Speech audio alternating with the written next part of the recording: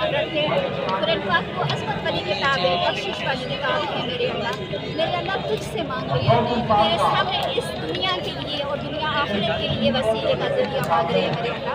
کسی کو کسی کے گناہ میں نہیں پڑھنا میرے اللہ، سب کو سرفروغ کرنا دنیا میں بھی اور آخرت میں بھی، کل سرات سب کے لیے یا اللہ، آسانی پیدا فرمانا سب کے لیے۔ یہ دو جہاں کے مالک اللہ، کیونکہ آپ صلی اللہ علیہ وسلم جب دنیا میں تشریف فرمائے تو انہوں نے اجمیًا و عربیًا دو الفاظ کہہ کے یہ خط ختم کر دیا تھا۔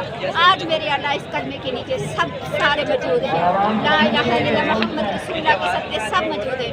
اے میرے پالنے والے اللہ، عدل آپ کا سچا ہے، قانون بھی آپ کا سچا ہوگا میرے اللہ، فیصلہ بھی آپ کا سچا ہوگا میرے اللہ۔ آپ سب سے زیادہ عظیم ہیں، دعاؤں کو قبول کرنے والا ہے۔ یہ تمام دنیا کے مالک اللہ ان سب لوگوں کو کامیابی عطا فرمائے۔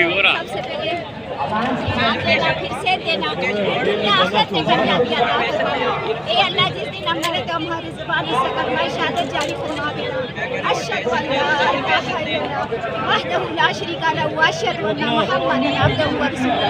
اے پالنے والے